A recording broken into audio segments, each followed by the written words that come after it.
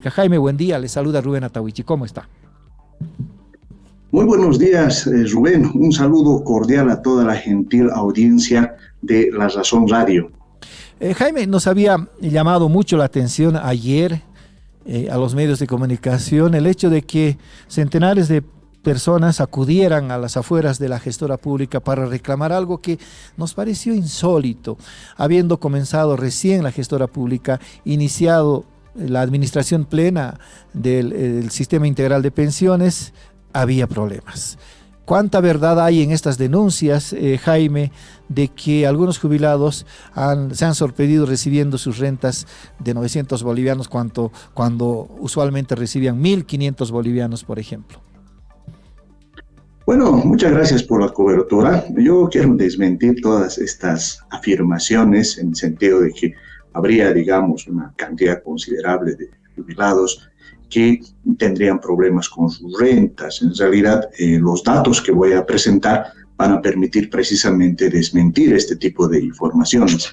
A ver, para que tengamos un orden de cifras, hasta el día de ayer hemos realizado nosotros 162.348 pagos, ¿ya?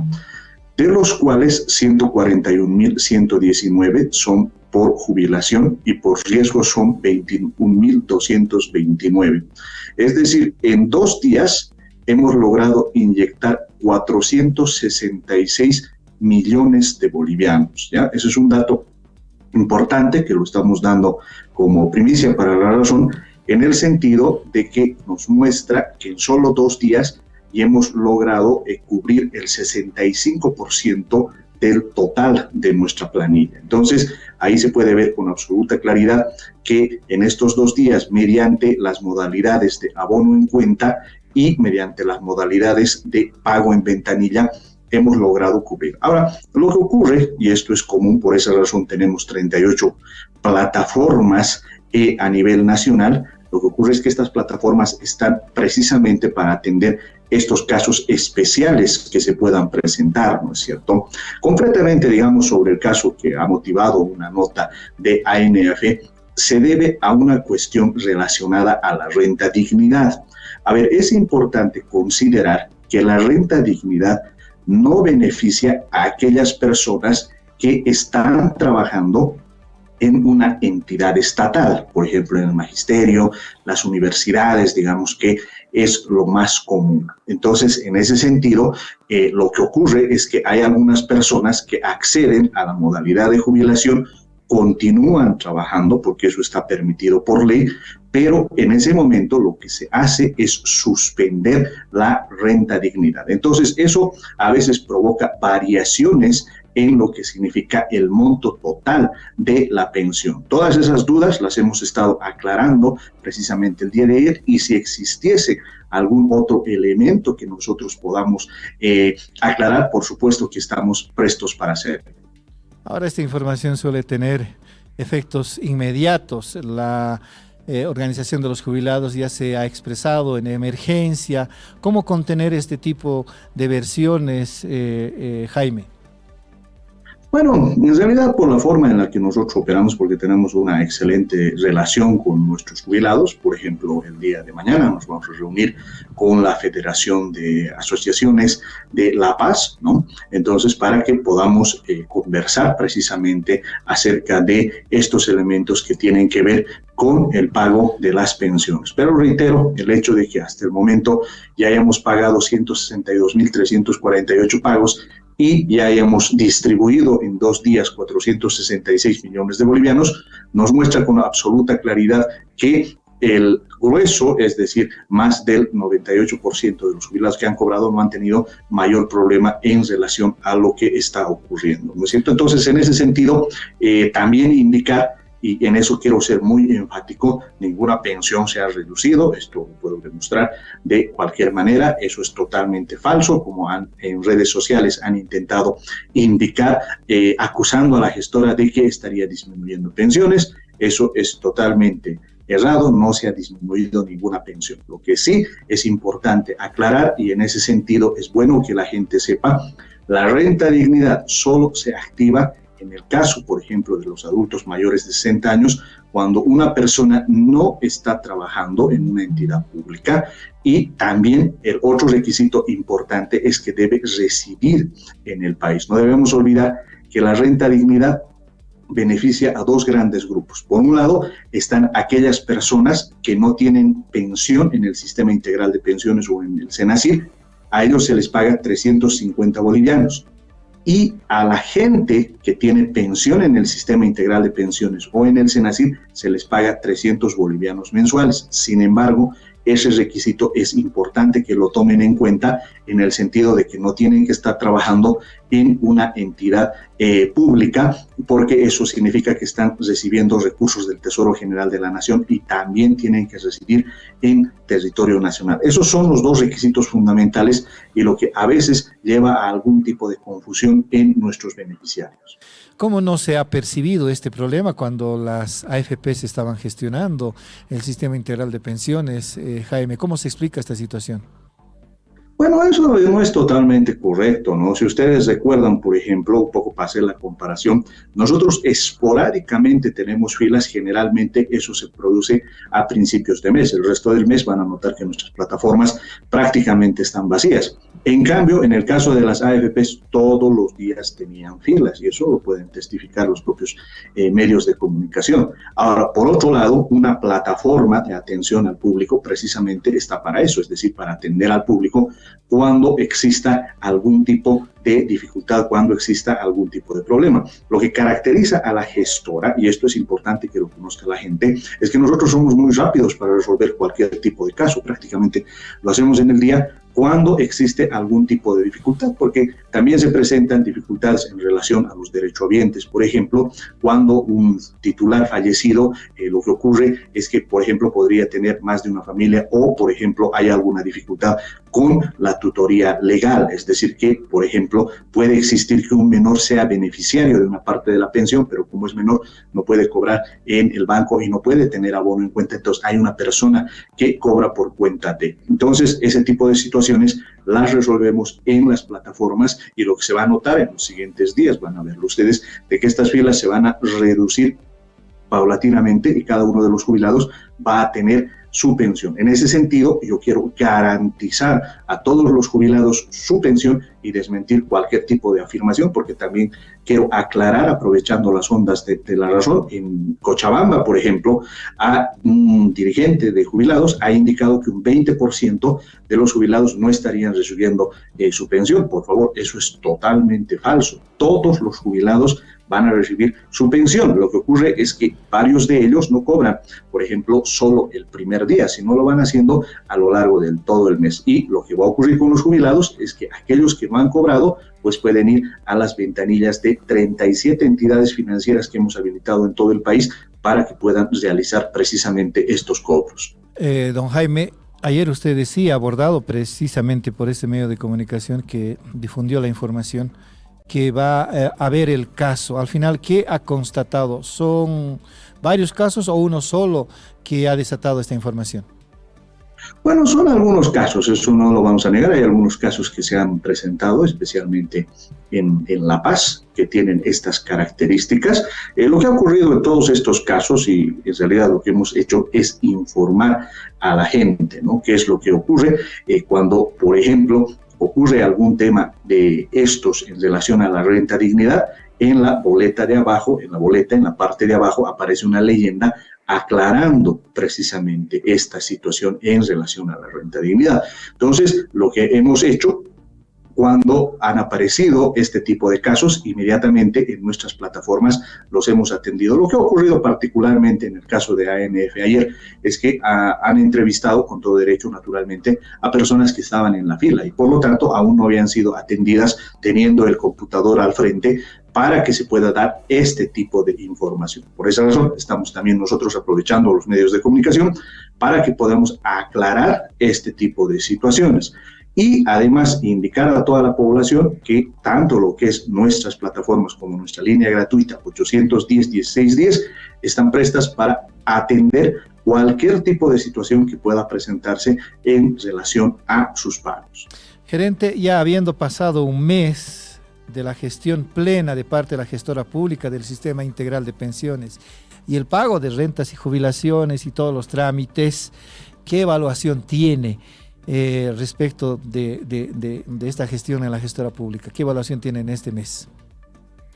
Bueno, la evaluación que nosotros tenemos es positiva, ¿no? Para retomar, por ejemplo, el tema de los pagos, ya se ha cerrado prácticamente el tema de la planilla de mayo, porque en todo junio se ha pagado.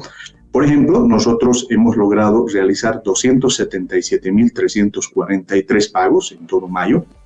Hemos pagado a 251.323 beneficiarios y hemos inyectado en la economía 708 billones de bolivianos correspondiente a la planilla de mayo, ¿no? Entonces, en ese sentido, hemos cumplido nuestro objetivo fundamental de pagar a los jubilados. Ahora, en lo que significa al tema de la biometrización, hasta el momento tenemos más de 26.000 personas que ya se han biometrizado, aclarando también que por si acaso no es requisito estar biometrizado para llevar adelante los cobros en las distintas ventanillas de las entidades financieras. Y por el otro lado, también el tema de la migración está avanzando conforme a nuestro cronograma que ha establecido la Autoridad de Pensiones y Seguros, de tal manera que paulatinamente ya vayamos concluyendo todo este proceso, ¿no? Ahora, todas estas situaciones, reitero, no afectan el normal desenvolvimiento de la gestora y en ese sentido, desde nuestro punto de vista, esta transición entre las AFPs y la gestora ha sido positiva en la medida que estamos cumpliendo con toda nuestra población jubilada. ¿Cuánto porcentaje de migración ha avanzado, si nos puede decir, Jaime? Bueno, y ahora prácticamente estamos al 98%, este 2% corresponde al cronograma establecido en la resolución administrativa 425/2023, que otorga tanto a las AFPs como a la gestora que puedan realizar la revisión de los datos finales, especialmente de los estados de ahorro previsionales, hasta fines de julio, ¿no? Fecha en la cual nosotros esperamos ya poder colocar en línea los estados de ahorro previsionales para que la gente pueda observar cuánto tiene ahorrado para su jubilación, cuánto ha aportado a la gestora y sobre esa base trabajar. Por si acaso, para todos los trámites que necesite realizar la gente, en nuestras plataformas estamos entregando estos estados de ahorro previsionales de forma paulatina y en ese sentido estamos trabajando. Ahora, en el caso de los nuevos trámites de jubilados, ¿tiene el reporte? Si nos puede informar, por favor. Bueno, lo que nosotros hemos recibido desde el 15 de mayo son 2.000 trámites relacionados a nuevas jubilaciones. Una parte de ellos ya los estamos incluyendo en la planilla precisamente de junio, que ya estamos pagando, y conforme a los plazos que establece la norma, paulatinamente se van a ir integrando a nuestra planilla de jubilados. Ahí es importante recordar que se tienen que cumplir requisitos como el de la edad, el número de aportes, se tienen que verificar los estados de ahorro previsionales, es importante establecer con claridad cuál es el grupo familiar que se debe beneficiar. Entonces, sobre esa base estamos también despachando todos estos trámites de tal manera que se puedan ir integrando a la familia de los jubilados. Volviendo a la migración, Jaime, han sufrido algunos problemas. El otro día informábamos acerca de cuando algún beneficiario fue al cajero o a las cajas, se encontró con que su nombre no estaba. También nos decían desde la gestora pública, el cajero o el operador había entrado a la página de la AFP y problemas así habían al inicio. Sí, lamentablemente la información que nos ha pasado las AFPs no ha sido completa. ¿Qué es lo que ha ocurrido? Que, por ejemplo, en el caso de los derechohabientes, no teníamos todo el detalle de los cobradores, ¿no? Entonces, eso nos ha generado una dificultad al principio en relación a los pagos que se tenían que realizar. Luego también teníamos otra dificultad en relación a la renta dignidad y a los beneficiarios que deberían tener, ¿no? Entonces, esta información, lamentablemente, como nos ha pasado, las AFPs no ha sido completa. Hemos establecido, también hemos enviado notas a la APS para que tome cartas en el asunto y sobre esa base podamos solucionar este tipo de situaciones. Y otro tipo de dificultad ha sido, por ejemplo, que el momento de cobrar, especialmente esto nos ocurrió a principios del mes de junio, los cajeros de los bancos buscaban la página correspondiente a la AFP y bueno, ahí los hemos direccionado al tema de la gestora, ¿no? Otro tipo de dificultades también ha residido en el hecho de que en algunos casos les pedían estar biometrizados, ¿no? Antes de cobrar. Ahí les hemos aclarado que el proceso de biometrización es voluntario, va a continuar y no es requisito para cobrar. Pero bueno, nos hemos dado modos para resolver este tipo de situaciones. Es normal, digamos, cuando se está arrancando, ya poco a poco, digamos, este tipo de situaciones se van a resolver completamente y vamos a trabajar con absoluta normalidad. De cualquier manera, reitero, nuestras plataformas están listas para atender cualquier tipo de situación, cualquier tipo de duda. ¿Qué hitos se vienen en adelante, Jaime, en relación ya a la gestión plena de la gestora pública del SIP?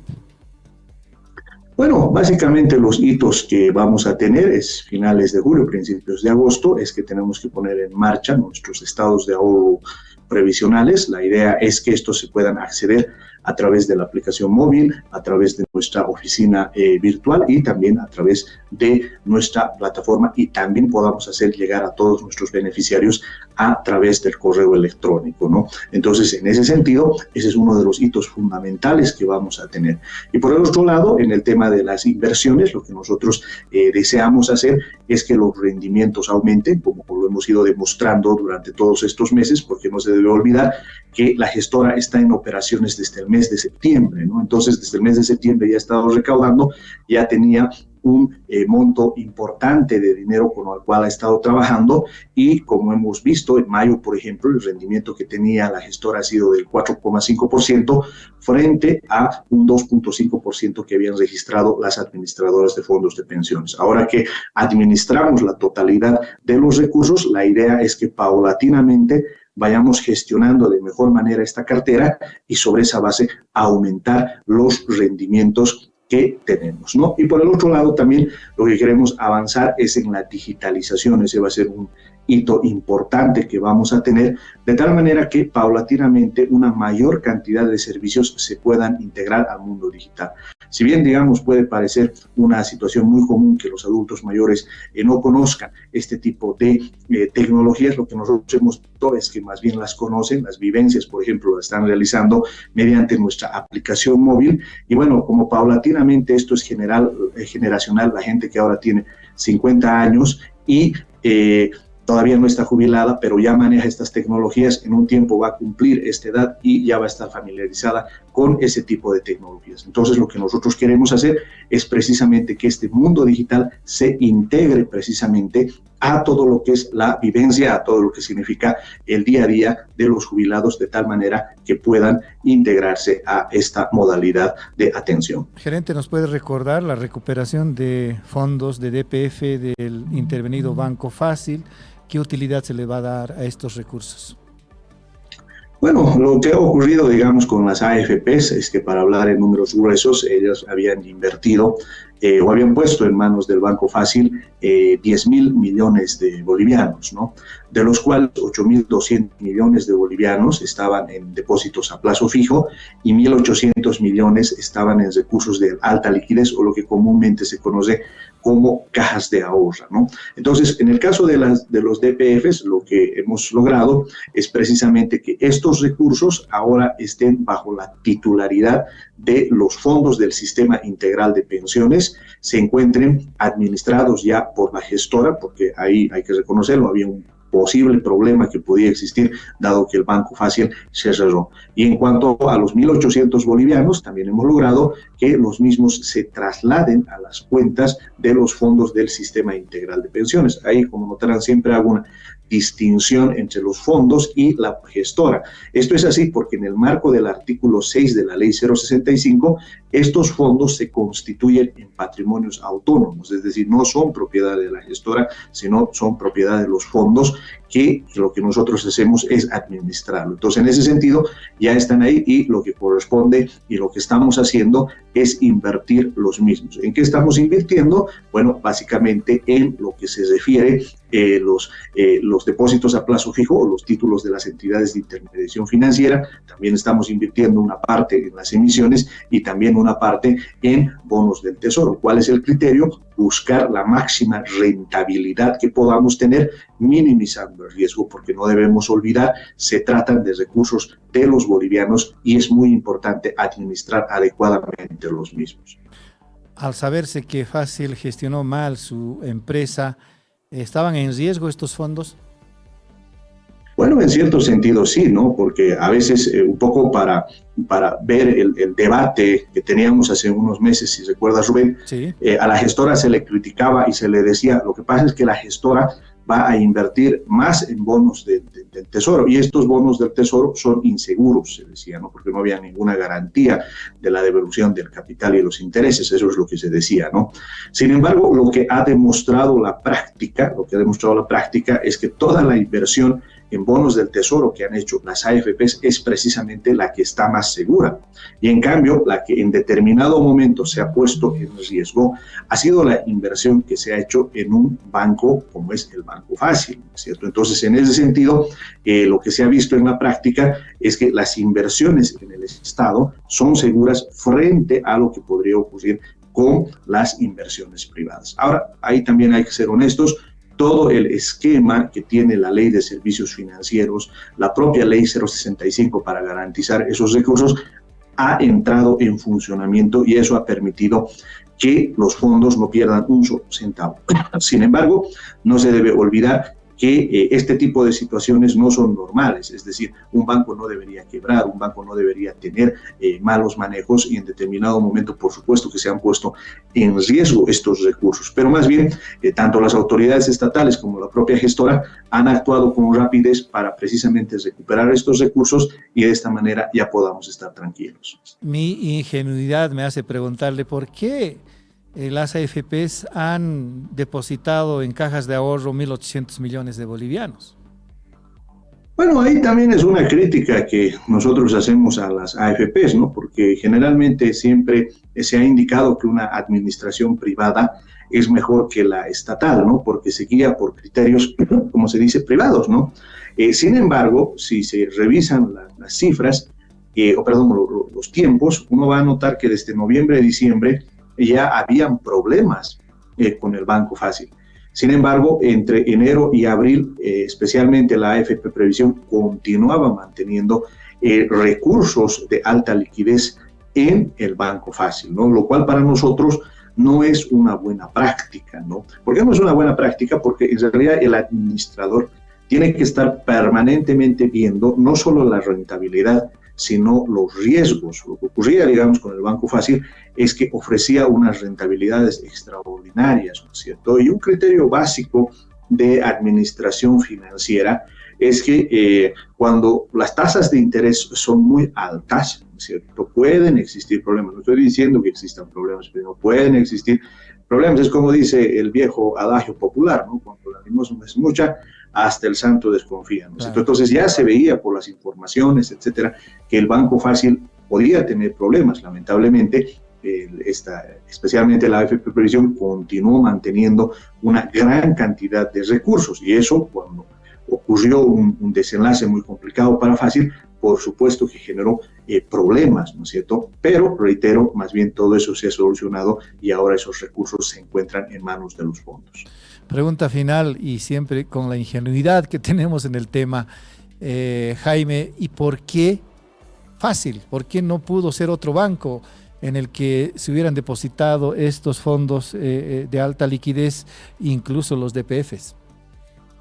Bueno, yo creo que ahí, digamos, lo que tienen que aclarar todo ello son los funcionarios de las AFPs, ¿no? Yo lo que imagino es que hubo una época en la que Fácil ofreció altas tasas de interés, ¿no? Entonces, seguramente por ese mecanismo intentaron obtener, digamos, mayores réditos, ¿no? Reitero, no es la mejor de las prácticas en cuanto a administración financiera, porque, digamos, un criterio básico que se utiliza, que es fácil de entender, ¿no es cierto?, lo que se tiene que hacer es combinar la rentabilidad con el riesgo, ¿no?